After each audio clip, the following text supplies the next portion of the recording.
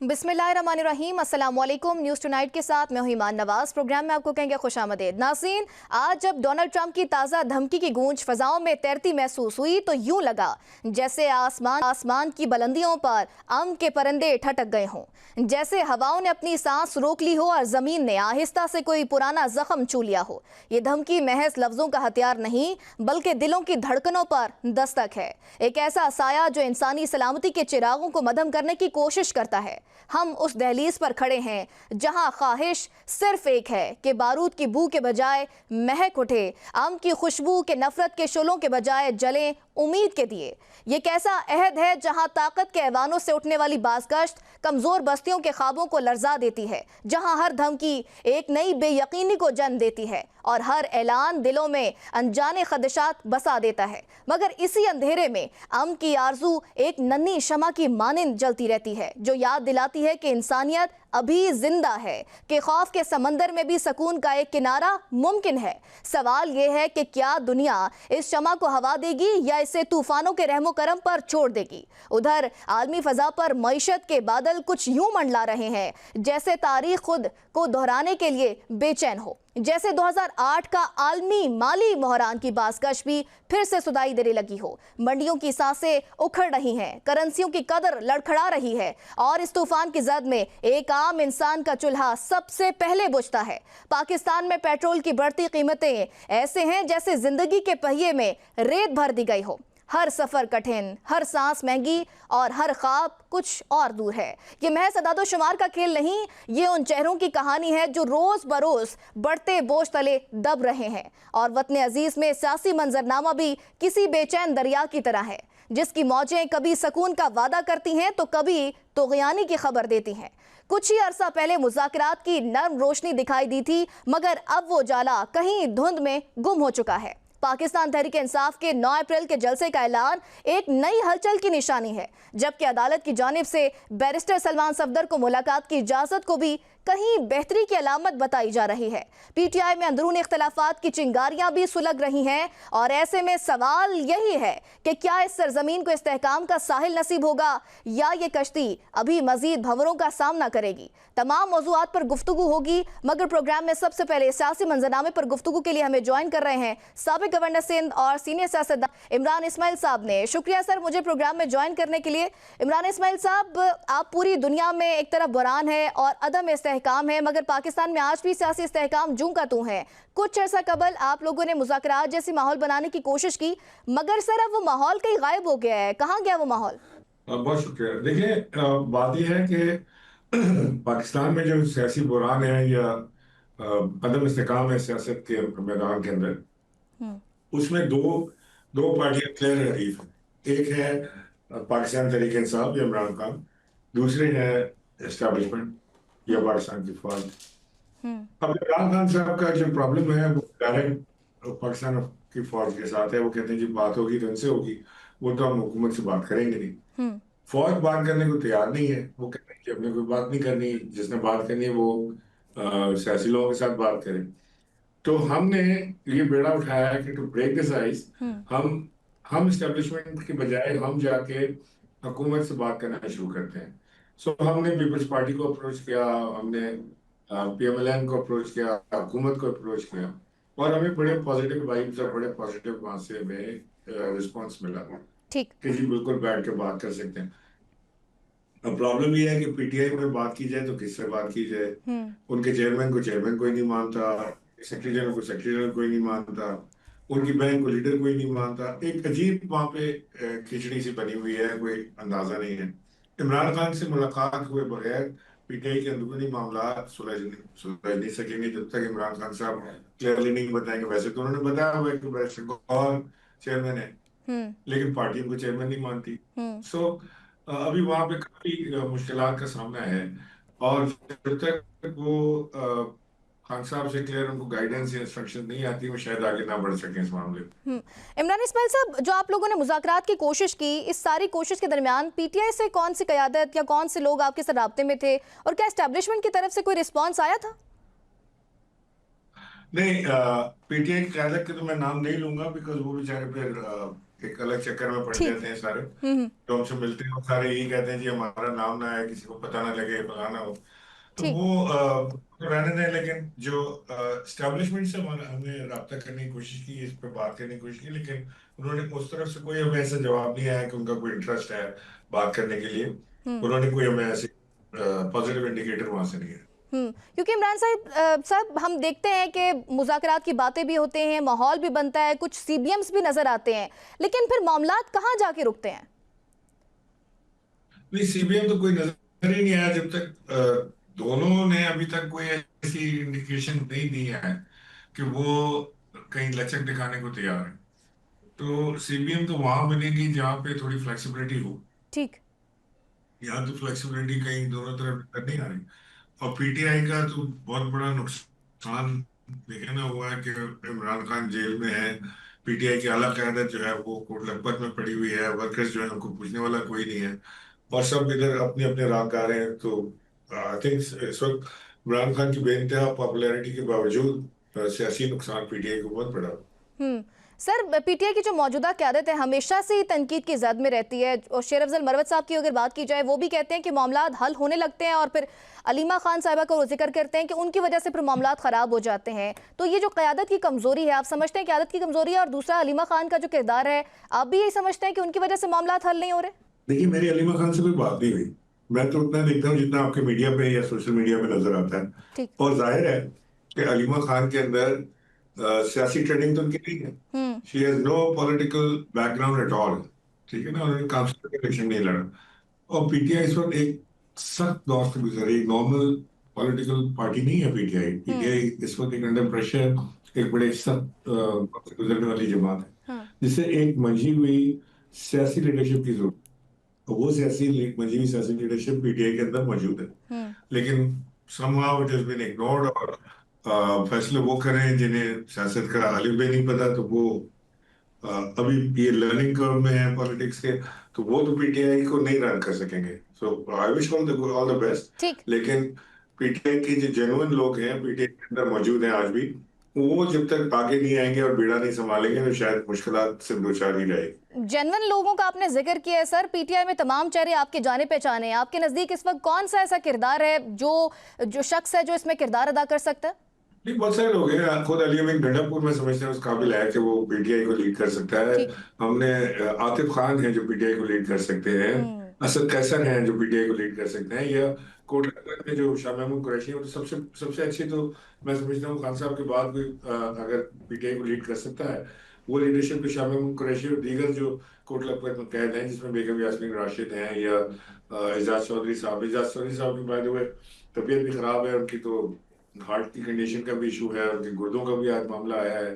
लेकिन हुकूमत बड़ी बेहिसी का मुजाहरा कर रही है कि कोई किसी किस्म का रिलीफ नहीं मिल रहा है। और आप लोगों ने कोशिश जब की थी मुज़ाकरात का माहौल बनाने की, फिर कोट लखपत में जो कैद असीरान है, जो सीनियर लीडरशिप है, उससे बात भी की, मुलाकात भी हुई, शाह महमूद कुरैशी साहब से मुलाकात भी। सर, उसके बाद आप लोग मुलाकात के लिए क्यों नहीं गए? दोबारा उनको मनाने की कोशिश क्यों नहीं की गई?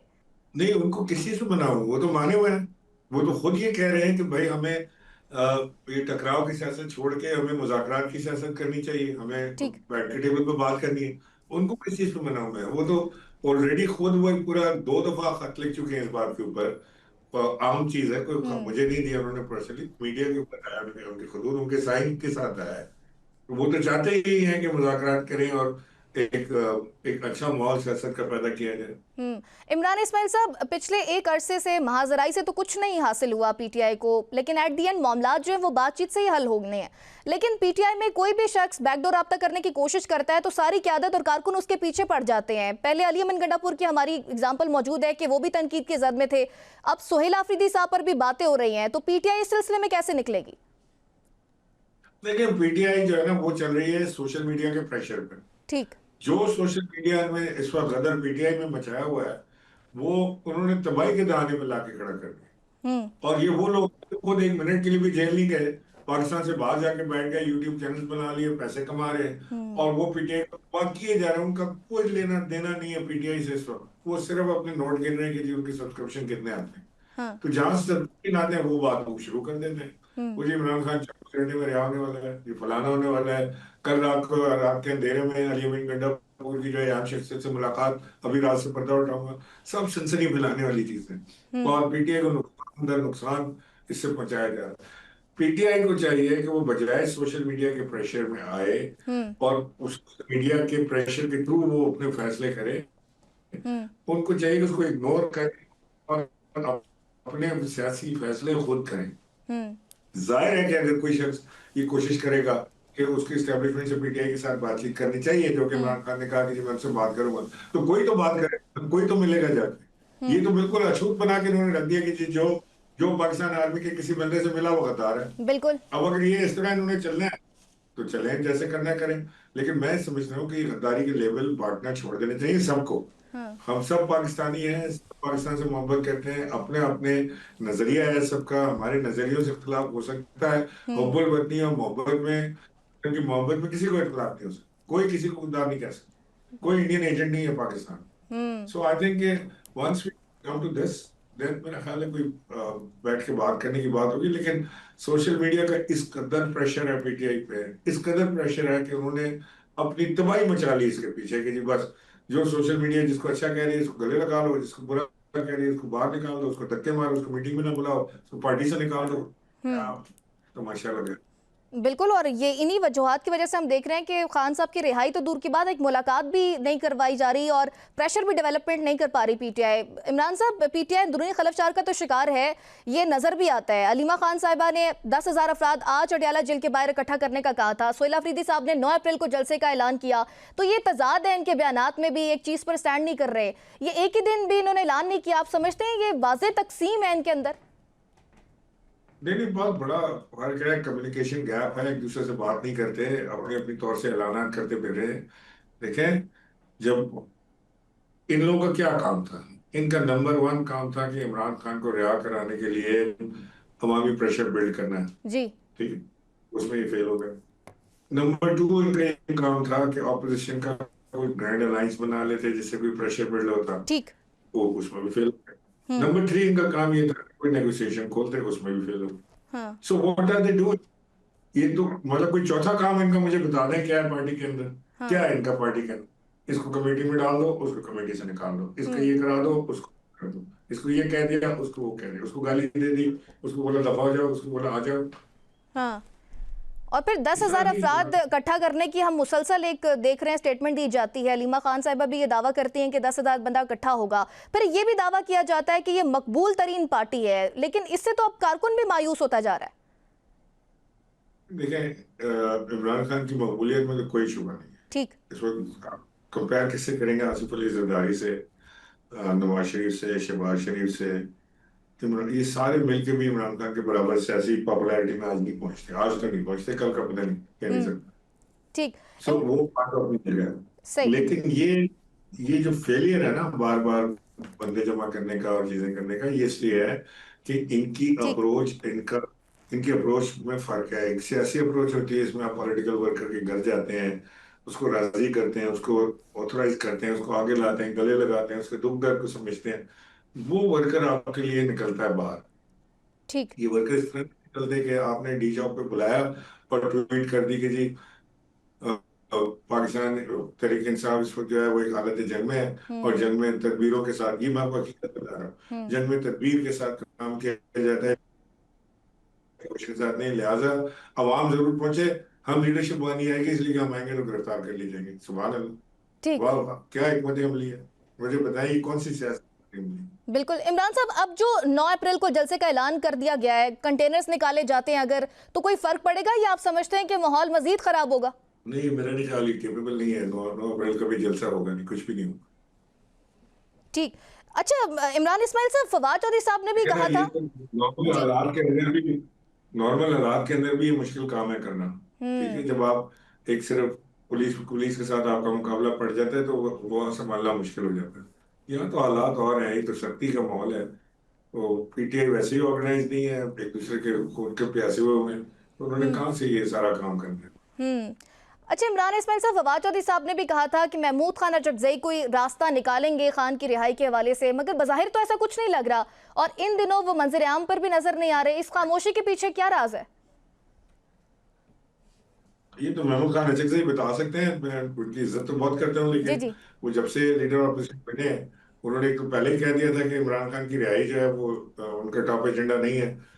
और मुझे इस पे भी हैरत है कि अपनी पार्टी के लोगों को छोड़ के खान साहब ने क्यों दूसरों को हम्म। इलेक्ट करवाया।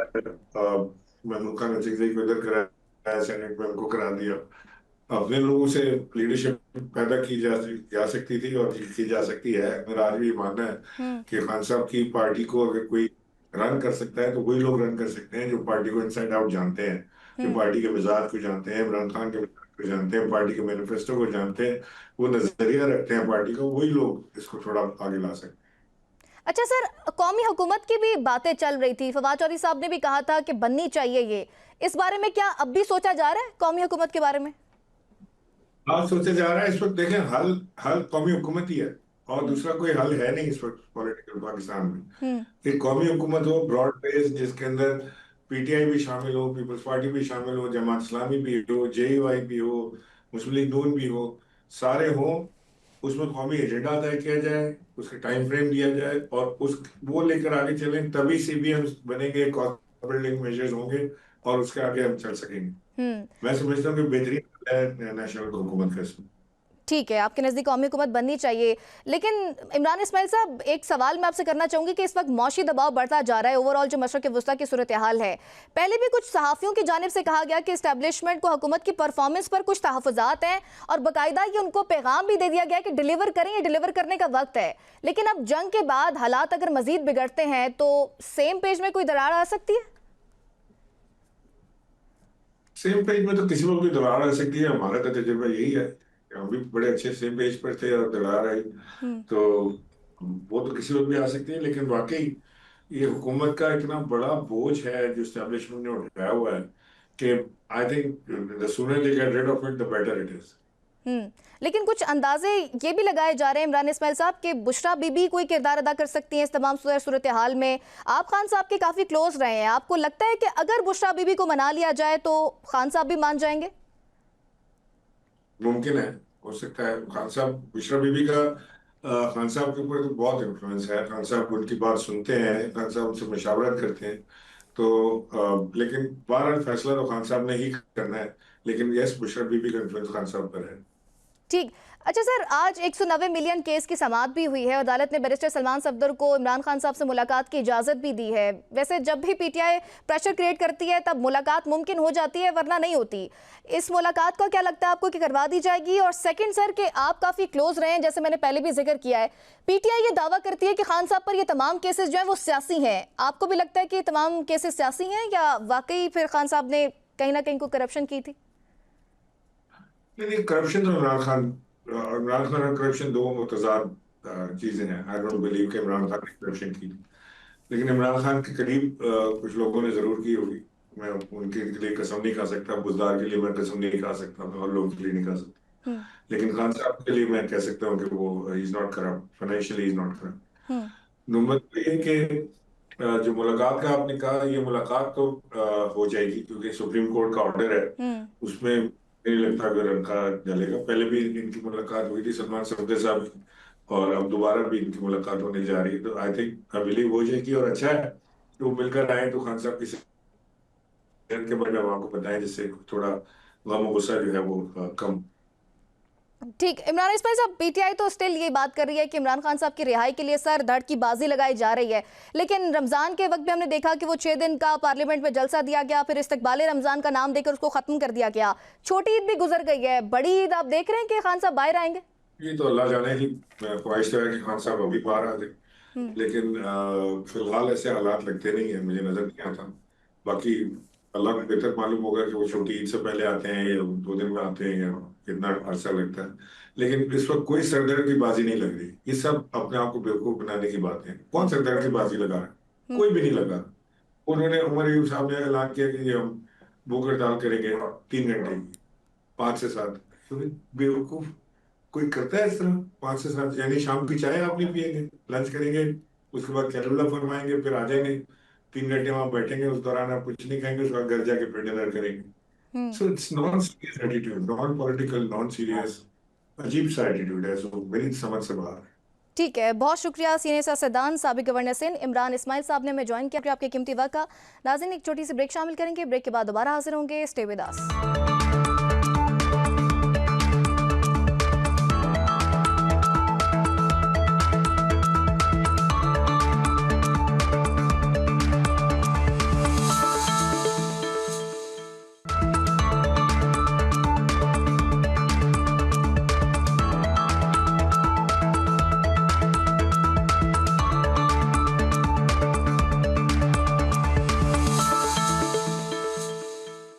वेलकम बैक नाज़रीन, और अब बात करेंगे दुनिया भर की जो मौशी सूरत हाल है और इसका पाकिस्तान पर क्या इफेक्ट आ रहा है। इसी तमाम तर सूरत हाल पर बात करने के लिए मुझे ज्वाइन किया है वज़ीर ख़जाना साबिक डॉक्टर पाशा साहब ने। बहुत शुक्रिया हफीज़ पाशा साहब ज्वाइन करने के लिए।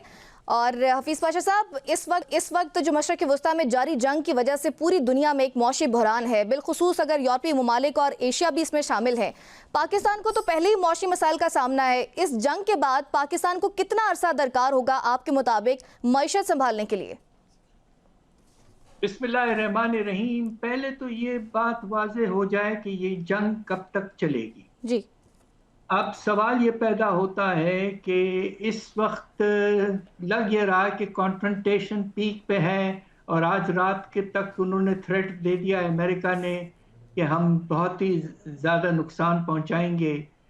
अगर ऐसा होता है और बहुत नुकसान होता है सारे मिडल ईस्ट में, आपके ऑयल प्रोडक्शन, आपके रिफाइनरीज वगैरह वगैरह, और साथ साथ उसके अगर स्ट्रेट ऑफ हार्मूज खुलता नहीं है तो हालात बहुत जल्द से जल्द कुछ महीने में बहुत ख़राब हो सकते हैं पाकिस्तान में और बाकी मुल्कों में भी।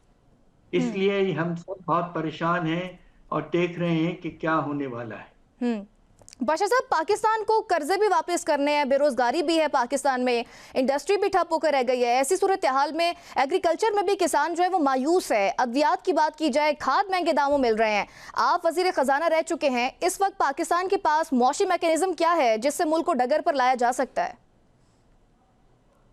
बात दरअसल ये है कि पाकिस्तान को जितने भी आपके पास हथियार हैं जी, उनको आप इस्तेमाल करें। एक चीज़ जो मुनासिब है इस वक्त रिस्क परसेप्शंस को कम करने के लिए, कि पाकिस्तान इस मर्तबा पिछले मर्तबा की तरह नहीं, जबकि 22-23 में जब तेल में कीमतें बढ़ी थी यूक्रेन रशिया की जंग के आगाज़ के बाद, इस मर्तबा पाकिस्तान के पास रिजर्व्स अल्लाह के फजल से का मुनासिब लेवल पे हैं। 16.5 अरब डॉलर हैं।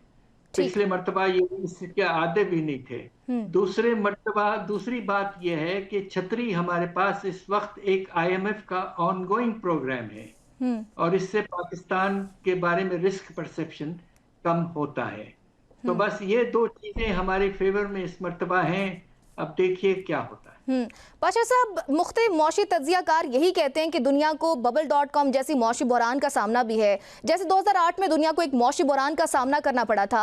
अब अमेरिका ने AI में भी बड़ा पैसा इन्वेस्ट किया है जिसका हासिल ताहाल नहीं हुआ उनको, और ग्लोबल इकोनॉमी पर भी इफेक्ट पड़ता है इस चीज़ का। हालिया जंग में अमेरिका यौमिया अरबों डॉलर इस चीज़ पर खर्च कर रहा है। ग्लोबल मौशी सूरत हाल का पाकिस्तान की मईशत पर कितना गहरा असर पड़ सकता है और मुस्तकबिल करीब में मजीद कितना बोझ पड़ेगा इस चीज़ से?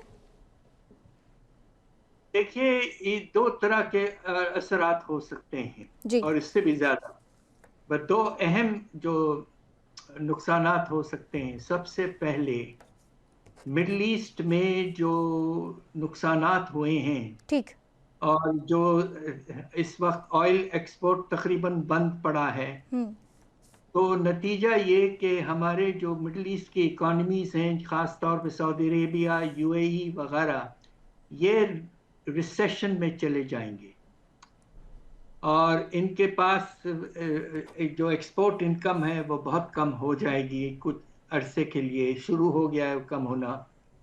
उसके नतीजे में इकोनॉमी में जो एक्टिविटी है वो कम हो जाएगी, खास तौर पे UAE में।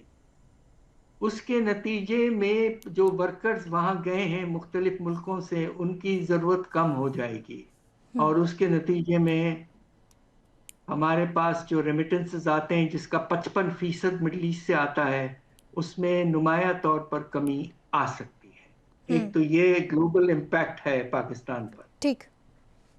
दूसरी तरफ जो इम्पैक्ट हो सकता है वो ये है कि पाकिस्तान को जो इंपोर्ट करने मुख्तलिफ आइटम्स, उनमें कुछ शॉर्टेजेस पैदा हो जाएंगे। और सबसे नुमाया एग्जाम्पल तो फर्टिलाइजर का है। ठीक। इस वक्त कतर के फर्टिलाइजर खत्म हो गई है, गैस कैपेसिटी जो थी उनकी। तो नतीजा ये है कि अगर फर्टिलाइजर के सप्लाई कम हो जाती है पाकिस्तान में, तो आने वाला जो हमारा खरीफ क्रॉप का सोइंग पीरियड होगा, उसमें अगर फर्टिलाइजर नहीं होगा तो वाज़े तौर पर प्रोडक्शन में कमी आएगी और एक तरह से पाकिस्तान एक फूड इनसिक्योरिटी निज़ाम में खुदा न खास्ता चले जाएगा, जा सकता है। तो इस तरह सीरियस असरात हैं। और आखिरी जो कुछ हद तक हो सकता है वो ये है कि सारी दुनिया भर में फॉरेन इन्वेस्टमेंट कम हो जाएगी, इसलिए कि सरप्लस कम हो गया, मार्केटें गिर रही हैं, लोगों के पास जो कैपिटल था उसकी वैल्यू कम हो गई है, वगैरह वगैरह वगैरह। सो इस वक्त अगर ये जंग जारी रहती है तो खुदा न खास्ता सारी दुनिया पे असरात बहुत बुरे पड़ रहे हैं और बढ़ेंगे और हम पर भी पड़ते रहेंगे, पढ़ सकते हैं। पाशा साहब, पाकिस्तान की हुकूमत ने तो ऐलान कर दिया है कि 1 महीने तक वो तेल की कीमतों में इजाफा नहीं करेगी। अगर दूसरी जानिब इंटरनेशनल मार्केट में तेल की कीमतों में मजीद इजाफा हो जाए तो फिर हुकूमत ये बोझ कैसे बर्दाश्त करेगी? यही तो मसला है कि अब मैं समझता हूँ कि वक्त आ गया है कि बजट जो सालाना जून में पेश होता है, अब एक नेशनल इमरजेंसी के तौर पर बजट को अप्रैल के आगाज में ले आए बिल्कुल। और उसमें बेशुमार प्रपोजल्स लाएं। आखिर हमें बाकी वक्त आ गया है, अब हमें बड़े बड़े इक़दाम करने हैं। खास तौर पे फेडरल गवर्नमेंट का साइज कम करना है वाज़े तौर पर, और दूसरी तरफ जो हमारे टैक्स बेस में अशराफिया जो हैं जिन पर टैक्स ना होने के बराबर हैं, उनको टैक्स के निज़ाम में लाना है। ये दो चीज़ें बहुत ज़रूरी हो गई हैं। इसके नतीजे में फिर हम पेट्रोल की कीमत को सपोर्ट कर पाएंगे, वरना बहुत मुश्किलात हो जाएंगे और हमारा बजट का खसारा आसमान तक पहुंच जाएगा। सर, लेकिन खिते में दीगर ममालिक के साथ अगर कंपेयर करते हैं पाकिस्तान को, तो इस वक्त तेल की कीमतें सबसे ज्यादा हैं पाकिस्तान में। इसके पीछे की क्या साइंस है? उसकी वजह यह कि टैक्स ज्यादा है। पेट्रोलियम लेवी आपने 80 रुपए लगाई हुई है, तो ये तो तकरीबन आप देखिए कि ये 30 सेंट से भी ज्यादा है। हिंदुस्तान में हमसे कम है, बांग्लादेश में हमसे कम है। उसकी वजह यह है कि वहाँ पेट्रोलियम प्रोडक्ट्स पर टैक्सेस बहुत कम है कंपेयर टू पाकिस्तान। और हफीज पाशा साहब, पाकिस्तान में तो डीजल की मकामी पैदावार और रोजाना तकरीबन 87% तलब पूरी करती है, मगर हालिया बुरहान में रिफाइनरीज की अगर बात की जाए तो तकरीबन 100 रुपए फी लीटर का इजाफी मुनाफा हासिल हो रहा है, जिससे माहाना 22 अरब रुपए विंडफॉल मुनाफा बनता है। इस सूरत हाल में हुकूमत सार्फिन पर बोझ डाले बगैर इस इजाफी मुनाफे को मुल्क की मईशत मुस्तहकम करने के लिए भी तो इस्तेमाल कर सकती है, और क्या विंडफॉल टैक्स या दीगर जो पॉलिसियां हैं वो अमली हल हो सकती है? ये आपका बहुत मुनासिब सजेशन है। जहां विंडफॉल टैक्स आया है इसलिए कि स्टॉक्स पड़े हुए थे, कीमत बढ़ी और तो आपको प्रॉफिट आपका हो गया, इसलिए कि आपने खरीदा कम कीमत पे था, बेचा ज्यादा कीमत पर। तो इन इदारों पर विंडफॉल टैक्स लगाने का केस आपने बहुत मुनासिब पेश किया है। ऐसा ही होना चाहिए। और इसमें कुछ इदारे तो हमारे पाकिस्तान के ही हैं, गवर्नमेंट के ही हैं, पाकिस्तान स्टेट ऑयल कॉरपोरेशन वगैरह। तो इन सब को अब ले आना पड़ेगा और किसी तरह से कम इफ नॉट विंडफॉल टैक्स, कम से कम सुपर टैक्स को बढ़ाएं और उनसे रेवेन्यूज इस साल ज्यादा नहीं। पाशा साहब, आज मैं देख रही थी कि पाकिस्तानी मईशत में एग्रीकल्चर तो सिर्फ 18-21% इनकम देती है और इंडस्ट्री 21-23%, और जबकि सर्विस सेक्टर की अगर बात की जाए तो वो 50% से ज्यादा है। इससे तो ये वाज़ेह है कि हम ग्लोबल मार्केट के लिए सर्विस प्रोवाइडर है। 50% से ज्यादा हमारी इकोनॉमी जो है वो डायरेक्ट अफेक्टेड है। तो सर, इस बुरान का फिर क्या हल है?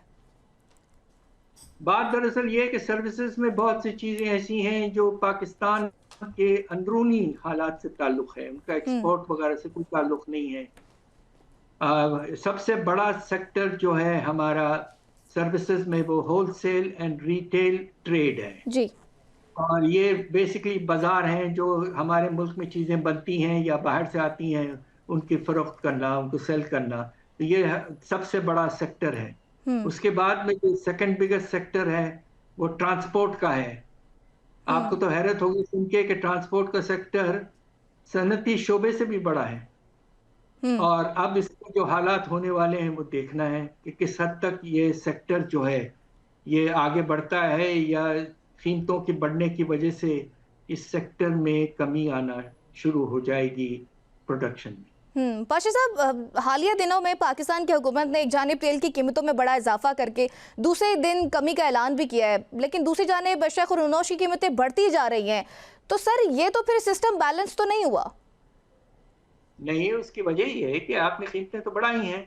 अब आपने हाई स्पीड डीजल की कीमत तो आसमान तक पहुंचा दी है, और दूसरी तरफ आपने कुछ कम किया है इजाफा पेट्रोल में, मगर असल कॉस्ट आइटम जो होता है ट्रांसपोर्टेशन चीज़ों का वो हाई स्पीड डीजल ज़्यादा होता है, और उसमें आपने बेतहाशा इजाफा किया है, और उसके नतीजे में ट्रांसपोर्ट कॉस्ट और हर अशिया खाने पीने के आइटम की कीमतें बढ़ गई हैं और भी बढ़ सकती हैं।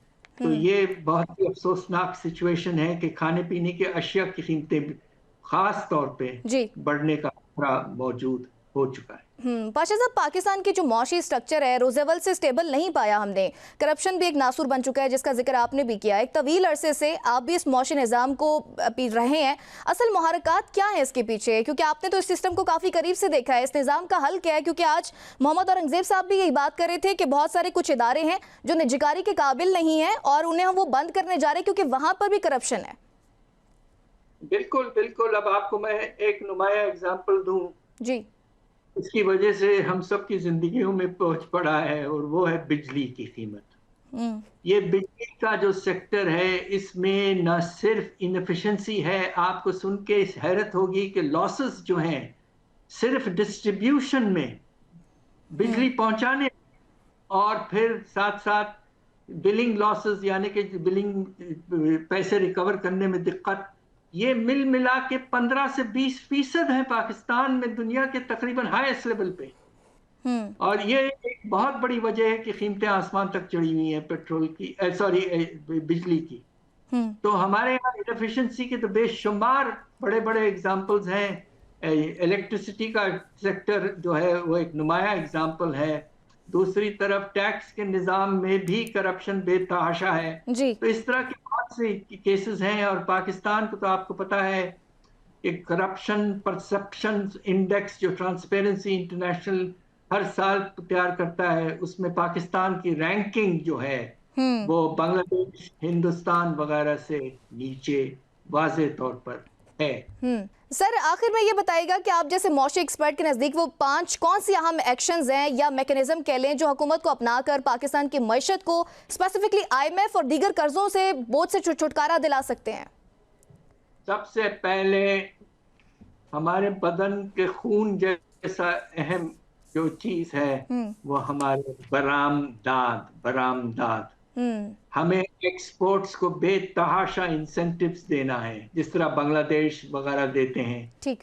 दूसरी तरफ हमें अपने रुपए की कदर को मुनासिब रखना है। इस वक्त तो रुपए ओवर वैल्यूड है, कोई 5 से 10%। एक तो दो ये इकदाम तो आपको करने हैं। तीसरा जो मैंने जिक्र ऑलरेडी किया है कि टैक्स के निज़ाम को फैलाएं, और जो बड़े बड़े अशरफिया हैं जो टैक्स नहीं देते उनको टैक्स के निज़ाम में सलीके से और भरपूर अंदाज में ले आए। और फिर साथ साथ बेशुमार खर्चे हैं गवर्नमेंट के जो हम कम कर सकते हैं, उनको कम करना बहुत ज़रूरी है।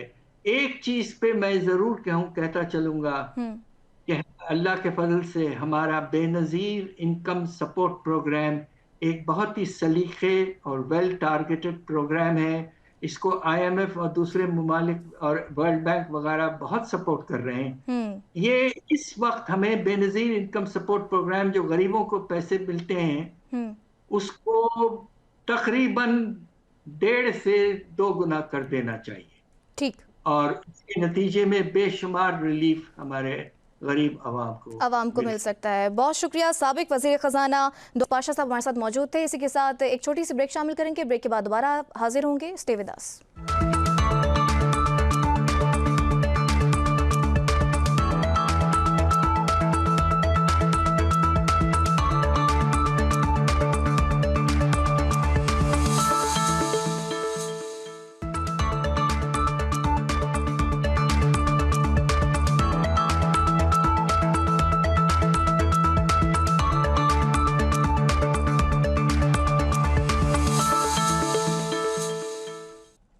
वेलकम बैक नाज़रीन। और मशरक़ वस्ता की सूरत हाल और वाशिंगटन की पॉलिसीज़ पर बात करने के लिए हमें ज्वाइन किया वाशिंगटन से सहाफ़ी तज्ज़ियाकार फैज़ुर रहमान साहब ने। बहुत शुक्रिया फैज़ ज्वाइन करने के लिए। फैज़, ट्रंप एक तरफ व्हाइट हाउस में प्रेस ब्रीफिंग के दौरान कहते हैं कि सालिस बातचीत कर रहे हैं, ये एक अहम कदम है, लेकिन इसी सांस में वो ईरान को पत्थर के दौर में धकेलने की धमकी भी दे रहे हैं। तो क्या ये गुड कॉप बैड कॉप की वो नफ्सियाती जंग है जिसका मकसद सिर्फ ईरान को दबाव में लाकर अपनी शराइत मनवाना है? जी बहुत बहुत शुक्रिया Imaan. It's good to be on your show and wish you all the best thank you with your this effort. माशाल्लाह you are already doing a good job. अच्छा, अब देखिए, ज़ाहिर सवाल हर एक के जहनों में यही है कि और इस वक्त की जो सिचुएशन है बड़ी अनफॉर्चुनेट है। और आज कल तो खैर चूँकि आपने तो कल की बात की है, और आज जो उनका ट्वीट आया है कि हम आज पूरी सिविलाइजेशन को यानी ईरानी तहजीब को तबाह बर्बाद कर देंगे, किल कर देंगे, डाई इट विल डाई और it will never come back. अच्छा, ये असल में जो आपका जो सवाल है ईमान, देखिए ट्रंप की जो ज़बान है, जो उनका अंदाज़ है, वो प्रिटी मच कंसिस्टेंट है, उनकी अपनी पर्सनैलिटी और वो जो करते आ रहे हैं। वो बीच में एक आध जगह कुछ जुमले इधर उधर कह देते हैं, लेकिन असल जो इस वक्त आपको देखना है वो वाइस प्रेसिडेंट जेडी वैंस का अंदाज़ और उनकी ज़बान। तो आज उन्होंने वहाँ, इस वक्त वो हंगरी में मौजूद हैं और वहाँ पर वो जो एक उनके प्रेसिडेंट हैं, उनकी रीइलेक्शन की, हंगेरियन प्रेसिडेंट की रीइलेक्शन कैंपेन को थोड़ा सा सपोर्ट करने के लिए पहुँचे। उन्होंने कुछ अहम बातें की हैं, तो उनकी दो तीन बातों को मैं थोड़ा सा हाईलाइट करना चाहता हूँ। और मेरा ख्याल है कि ये जो मैडनेस है, ये जो ट्रंप साहब की तरफ से जो एक पागलपन नज़र आ रहा है, लिटरली पागलपन नज़र आ रहा है। कोई भी एक महज़ब, कोई एक पढ़ा लिखा, कोई ऐसा माकूल आदमी जो कि इतनी अहम जिम्मेदारी, ये तो खैर छोड़िए, अगर कोई किसी एक छोटे लैटिन अमेरिका के या कोई छोटा मोटा मुल्क है, उसका सदर भी, उसका कोई लीडर भी, कोई अपोजिशन लीडर भी इस किस्म की गैर जिम्मेदाराना बातें और ऐसी बातें जो वॉर क्राइम्स हैं खुली, यानी आप वाज़े तौर पर ये कह रहे हैं कि हम जेनोसाइड करना चाहते हैं, हम हॉलोकॉस्ट करना चाहते हैं। ईरान 93-94 मिलियन लोगों का मुल्क है। अगर आप उस पूरी तहजीब को किल करना चाहते हैं आपके अपने अल्फाज में, तो इसका मतलब ये है कि आप जेनोसाइड ही नहीं, एक बहुत ही बड़े लेवल पर आप हॉलोकॉस्ट करने का बाकायदा दावा कर रहे हैं राइटिंग में। और जब ये सब जब सेटल होगी तो उसका मतलब ये हुआ कि आपको बाकायदा ये इंटरनेशनल कोर्ट ऑफ जस्टिस में आपको वॉर क्राइम्स पर आप पर फर्द जुर्म आयद की जा सकती है, आपके वारंट जारी किए जा सकते हैं। लेकिन जाहिर है क्या इस वक्त वो बिल्कुल एक डिफरेंट नशे में है, मुझे नहीं मालूम कौन से नशे में है, लेकिन बहरहाल ये एक ख़तरनाक, बहुत ही ख़तरनाक ट्रेंड है। लेकिन जैसे मैं अर्ज़ कर रहा था कि इसमें थोड़ी सी देखिए ईमान, एक जो एक रे ऑफ होप जिसे कहते हैं, उम्मीद की किरण, वो जेडी वैंस की शक्ल में आपको नज़र आ रही है। हालांकि वो भी बहुत ही कट्टर कंजर्वेटिव, ख़दामत पसंद और बहुत सी उनमें भी चीज़ें ऐसी हैं जो आप जिनको बहैसियत एक सियासी लीडर के नापसंद कर सकते हैं। लेकिन उनका अंदाज़ आपको नज़र आ रहा है कि आज उन्होंने जो बात की, कल भी बात की थी, आज जो बात की, उन्होंने कहा कि शायद ये जल्द जल्द ख़त्म हो जाए। और उन्होंने ये होप जाहिर की कि बीच में आकर कुछ ईरान कुछ बातें मान ले और कुछ हम बातें मान लें, और हम जो है इस जो अगर कोई बहुत बड़ी कैटास्ट्रोफी यानी बहुत बड़ी तबाही से बच सकें।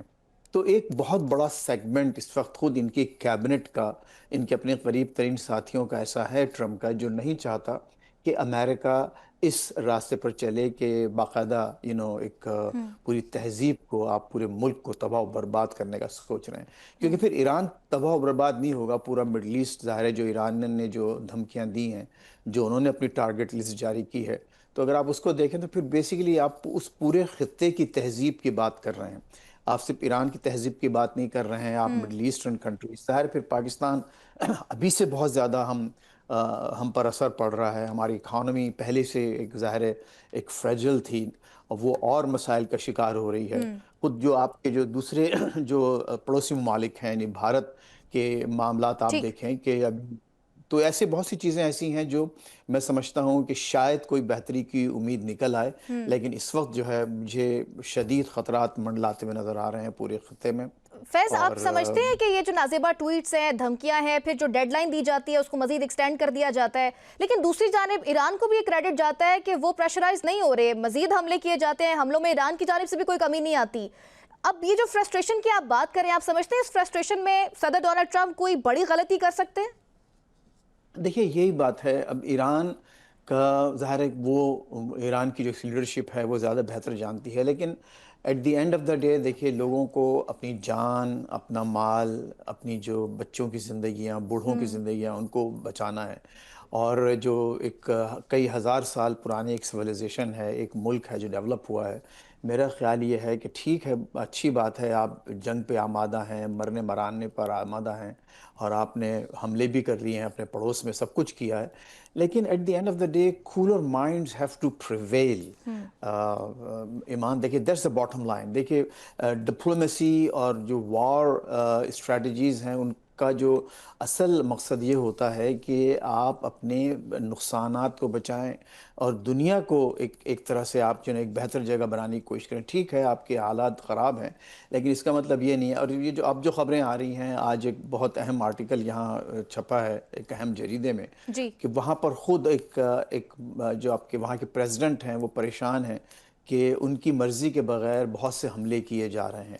अच्छा, वो उसका नतीजा है जो ईरान की जो स्ट्रैटेजी थी कि उन्होंने डिसेंट्रलाइजेशन या जिसे मोज़ैक डिफेंस स्ट्रेटजी कहा जाता है कि उन्होंने तकरीबन 31 डिफरेंट यूनिट्स, ऑटोनोमस खुद मुख्तार यूनिट्स बना दिए थे, और उन्होंने उनको सब ये अहकामात पहले से जारी कर दिए थे कि आप अपने तौर पर जो चाहे करते रहें। तो वो एक उसकी अपसाइड भी है, और उसकी ज़ाहिर है डाउन साइड ये है कि अब वो जो सेंट्रल लीडरशिप है, अब अगर वो मुज़ाकरात करना चाहती है और उसमें से एक दो यूनिट्स भी उन मुज़ाकरात के मकसद को पसंद नहीं करते, तो वो अपने तौर पर कार्रवाइयाँ कर सकते हैं। और आज जो पाकिस्तान ने देखिए जिन हमलों की मजम्मत की है खुलकर, जी। और जो सऊदी अरब की जो सऊदी अरब पे हमले रिफाइनरीज किए। पर, तो जाहिर है कि वो भी आप मैं समझता हूँ उसी स्ट्रेटजी का शाखसाना है कि अब आप वहाँ थोड़ा सा सेंट्रल कंट्रोल आपको लगता है कि नज़र नहीं आ रहा, और ये एक बहुत ख़तरनाक अलामत है। अब मेरा ख्याल है कि ईरानी कौम को और ईरानी लीडरशिप को सोचना चाहिए कि ठीक है, देखिए दे हैव प्रूव्ड अ पॉइंट, इसमें कोई शक नहीं है कि ईरानी कौम ने, ईरानी लीडरशिप ने ये जंग जीत ली है। जहाँ तक एक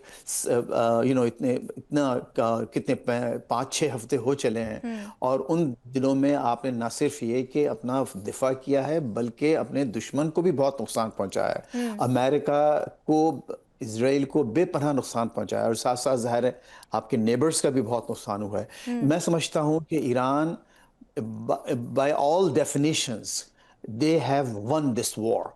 अब नतीजा, अब इनको they have proved the point, अब इनको चाहिए कि चीज़ों को समेटें, कंसोलिडेट करें और नुकसानात से बचने की कोशिश करें। ठीक। और कोई ऐसा, देखिए अमेरिका, ईमान एक अगर आप जी मुझे जी 10 जी सेकंड दें, जी जी। चाहे अमेरिका हो या कोई मिडिल पावर भी हो, अमेरिका तो सुपर पावर है, कोई भी मुल्क, चाहे वो ईरान हो, कोई भी मुल्क ह्यूमिलिएशन के साथ इस जंग से बाहर नहीं निकलेगा। एग्जैक्टली। आप ह्यूमिलिएट नहीं कर सकते अपने फरीकैन को, आपको एक फेस सेविंग देना पड़ेगी, ईरान को भी और अमेरिका को भी, और कोई ऐसा अरेंजमेंट होना चाहिए। अब मैं समझता हूँ अब ये वक्त है कि ईरान को अब बैठ के संजीदगी से वो बातें करना चाहिए जिससे कोई इसका आउटकम निकले, जो हम सब इससे बाहर निकले। हम सबसे मुराद ये कि मैं अब पाकिस्तान भी इसका बहुत, देखिए पाकिस्तान की डिप्लोमेसी माशाल्लाह शानदार रही। ईमान आप देखिए, मैं इस मुल्क में बहुत अरसे से हूँ, लेकिन मुझे I was really very proud to be a Pakistani American once again, कि पाकिस्तान का जिक्र हर ड्राइंग रूम में, हर चैनल पे, हर मीडिया आउटलेट पे, पूरी दुनिया पे हो रहा है, इसकी एफर्ट्स का, अमन पसंद और अमन को फैलाने का। तो अब मैं समझता हूँ कि ईरानी लीडरशिप को पाकिस्तान की भी सपोर्ट करना चाहिए, अपने नेबर्स, अपने मुसलमान भाइयों की, जो gulf state eight the end of the day देखिए अगर वो ख़त्म होते हैं, आपने उनकी इकानमीज को किल कर दिया है, ख़त्म कर दिया है, तो वो हम सब का नुकसान है, पूरी जो एक मुस्लिम वर्ल्ड जिसे कहते हैं आप, और पूरा मिडल ईस्ट जो है इस जी। वक्त बर्बादी के बड़े ज़बरदस्त दहाने पर इस वक्त मौजूद है। और ज़रा सी चिंगारी, मज़ीद चिंगारियाँ तो और भी अभी फैल रही हैं, लेकिन मज़ीद हमारी नाआक़िबत अंदेशी और हमारा बहुत बड़ा नुकसान कर सकती अच्छा है। फैज़, आपने ईरान की संजीदगी की बात की है। खित्ते में मिस्र और पाकिस्तान नाम की कोशिशें कर रहा है, इस वाले से बात है। अमेरिका के अंदर भी मुज़ाकरात को लेकर कुछ संजीदा है, इस वक्त संजीदगी नजर आ रही है या फिर नहीं है ऐसी? देखिए इमरान, अमेरिका का मसला ये है कि अमेरिका खुद कह चुका है, यानी बाकायदा जो सेक्रेटरी ऑफ स्टेट हैं और ख़ुद सदर ने भी बाज़ औक़ात इसका इंदिया दिया है कि हाँ। मामलात उनके कंट्रोल में नहीं है। हम्म। उन्होंने ये कहा कि इज़राइल अगर हम नहीं करते हमला, हम अगर ये नहीं करते तो इज़राइल ये कर देता। हाँ। इसका मतलब ये हुआ कि इस वक्त इज़राइल जो है वो ड्राइविंग सीट पर है। क्योंकि और आज भी आप फैज उसकी इस्राएली अहदेदार ये दावा कर रहे हैं कि इस्राएली वज़ीर-ए-आज़म ने, नेतन्याहू ने इतवार को ट्रंप को कॉल किया और उन्हें जंग बंदी ना करने पर उनको खबरदार किया है। जी बिल्कुल, बिल्कुल। ये कल एक शो में मैंने इस बात को किया था और ये कन्फर्म्ड है कि बहुत तवील इनकी गुफ्तगू हुई संडे के दिन। यानी आज यहाँ ट्यूसडे है, ज़रा वहाँ भी ट्यूसडे, तो एक दिन पहले यहाँ पर उनकी तवील बात हुई और उन्होंने यही कहा कि हम ये चाहते हैं कि आप, हो सकता है आप ये चाहते हो कि वो अमेरिका के मुख्तलिफ अहदाफ हों, लेकिन इसराइल ये चाहता है कि जब तक कि वहाँ का जो एनरिच यूरेनियम है वो बाहर निकाला नहीं जाता, हम किसी भी जंग बंदी पर राज़ी नहीं होंगे। तो इसका मतलब ये हुआ कि सदर ट्रंप के हाथ जो हैं वो टोटल बंधे हुए हैं। और किसने बांधे हैं आपको देखिए वाज़ेह है। तो अब वो ये चाहते हैं कि जब तक कि वो मुकम्मल तौर पर ईरान वो शराइत तस्लीम ना करे। अगर आज ट्रंप और उनकी काबीना ये अप्रूव कर देती है कि हाँ ठीक है, हमने ये एग्रीमेंट कर लिया है और अब हम वापस आ रहे हैं, हम निकल रहे हैं, अब स्ट्रेट ऑफ हॉर्मुज़ खुल जाना चाहिए, इस बात की कोई गारंटी नहीं है कि इज़राइल या तो खुद डायरेक्ट बराह रास्त मज़ीद हमले जारी रखे, बल्कि कुछ फॉल्स फ्लैग ऑपरेशंस भी करता रहे मिडल ईस्ट में भी और खुद स्ट्रेट ऑफ हॉर्मुज़ में भी। तो जब तक कि ये इज़राइल को किसी तरह से दुनिया और ख़ुसूसन अमेरिका, इस वक्त अमेरिका ही इस पोजीशन में है कि वो इज़राइल को थोड़ा सा रिस्ट्रेन कर सके, यहाँ की लीडरशिप उसको आमादा कर सके। ठीक। इसके अलावा मुझे और कोई ऐसी उम्मीद ठीक। इसमें नजर नहीं फैज, मैं लास्ट में आपसे ये पूछना चाहूंगी, ईरान में इस वक्त 1.5 करोड़ के लगभग अवाम ने जो है वो रज़ाकाराना तौर पर खुद को फौज की खिदमत पे पेश कर दिया है।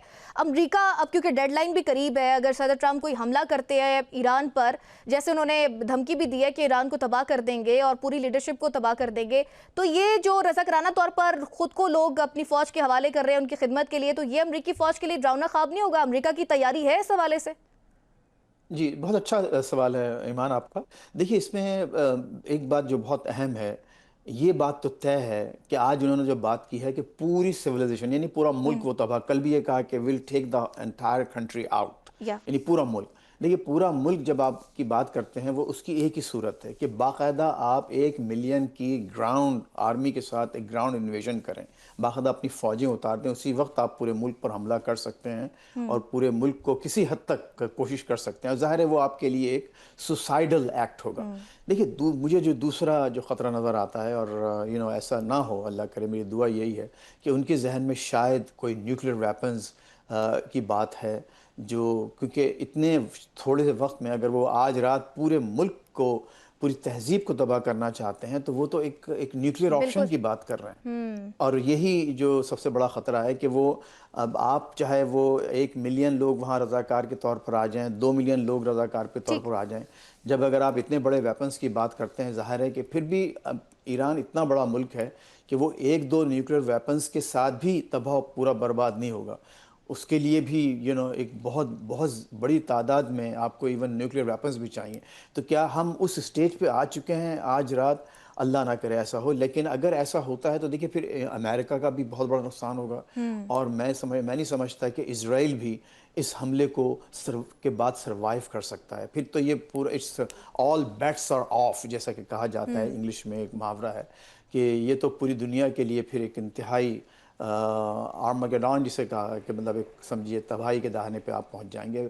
अब लेकिन उसके अलावा मुझे कोई ये जो ज़बान इस्तेमाल कर रहे हैं, इनकी ज़बान से तो ऐसा ही लगता है कि इनके जहन में क्योंकि एक रात में आप पूरी तहजीब को तबाह नहीं कर सकते। बिल्कुल। आज रात 8 बजे, यहाँ इस वक्त वाशिंगटन में यहाँ 11:20 हो रहे हैं, तो यानी तकरीबन ये समझिए 8.5 घंटे बाद आप ये करना चाहते हैं, तो उसमें आप कैसे करेंगे अगर आप आपके जहन में अनलेस ये कि ऐसी ऐसी कुछ खतरनाक ठीक, आपके अज़ाइम हो?